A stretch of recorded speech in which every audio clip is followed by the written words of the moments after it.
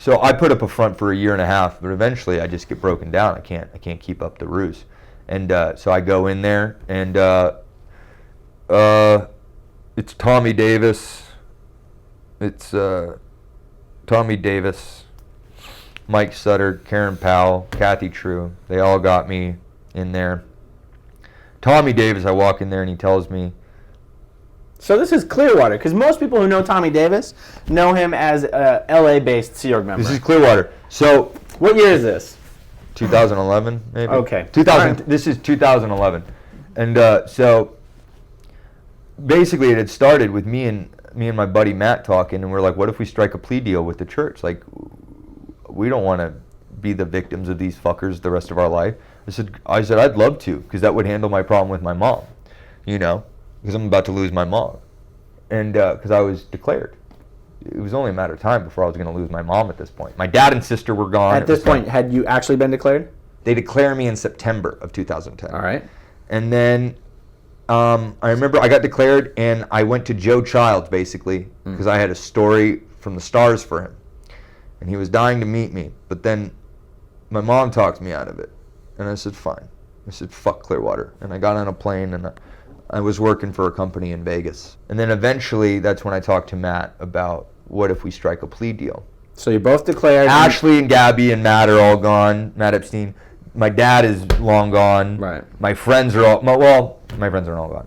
All my close friends, like Spencer Bradham, Aaron Dunham, these guys still talk to me, right? And they were just like, dude, the church is fucked, and we support you, but eventually the church got to them. And, I don't know, showed them something or other about how bad I was.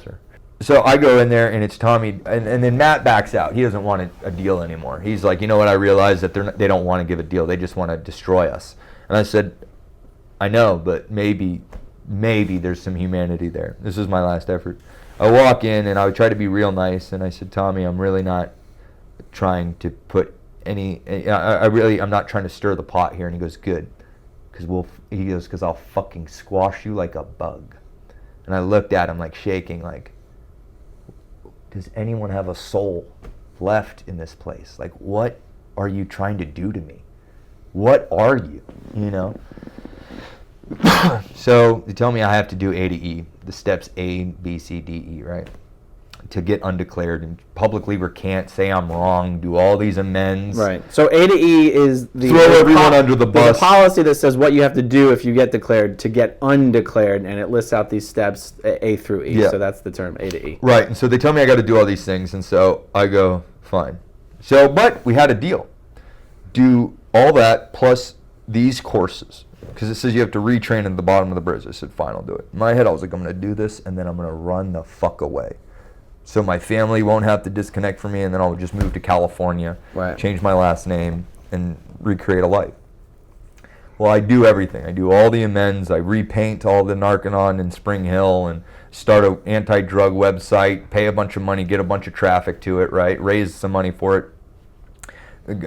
Got a bunch of anti-drug booklets in schools. I went and got their sec check, threw all the anti-Scientologists under the bus. I got selfish. I was like, you know what? I want my family back. I don't know who's right or wrong. I'd lost my mind. You know what I'm saying? So when you say you threw the anti-Scientologists under the bus, basically the people, who are you throwing under the bus? People who are already declared, people who are in the church, but we're secretly people who are already to you? Declared. So you basically spilled the beans, because the church wants to know what all these guys are up to. So to the degree that you can, you spill the beans on what the people you've been spending time with have really been up to. Yeah, but I held a lot of the important shit back. And so then what happens? And then I do the courses, and I say, now we're good, right? Like I write Mike Ellis, the International Justice Chief, and I go, I can get undeclared now, right? Like I want my family back. I miss my family. And he goes, nope, you have to do all the basic books and lectures, and then you can repetition. And then I tell him to piss off. That was the last time I ever dealt with them. But what had happened in the interim when it was up to making up the damage, that step, I went to Minneapolis. I was trying to get away from the church in Minneapolis. And I got a call from Kathy True and Roger, who's the Invest Chief. She said, Nick, I was in Chicago at the time actually partying for Memorial Day weekend. she said, we need you to come down to Palm Harbor. I said, like, I just got to Chicago. What's in Palm Harbor? She goes, well, Mike Rinder is going to be in L.A. or is in L.A. for 3 days. And we want you to come down and seduce Christy Colbrand and show her that you'd be a better option in a relationship than Mike Rinder. I said, what? What, Kathy? Was outside of a bar, just looking at the bar, like, so this is Kathy. Kathy's like, I don't know, maybe a 60-year-old woman. Like but looks like she's 90. So she's asking She looks like a 90-year-old man with to gout. fly down to Clearwater while Mike is out of town and basically get his wife to cheat on him, essentially. Oh, 100%. Because it's not like she essentially 100%. That's what she wanted. Because she's not saying we think Christy should have a better man in her life. No. She's just trying to get you to get Mike's wife to cheat on him. Yeah. Right.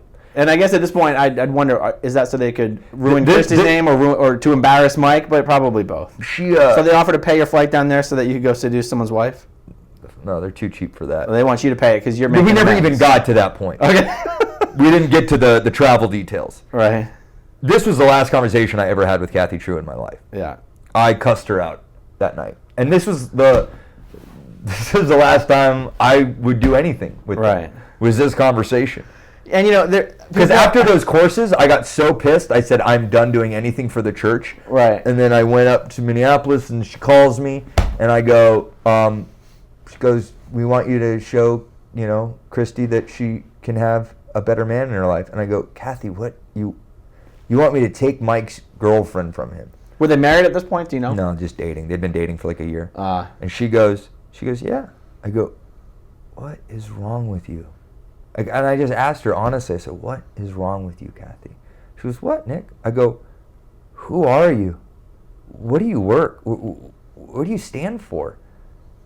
I go, that's not how life works. You don't just show up and take a guy's girl. That doesn't even work.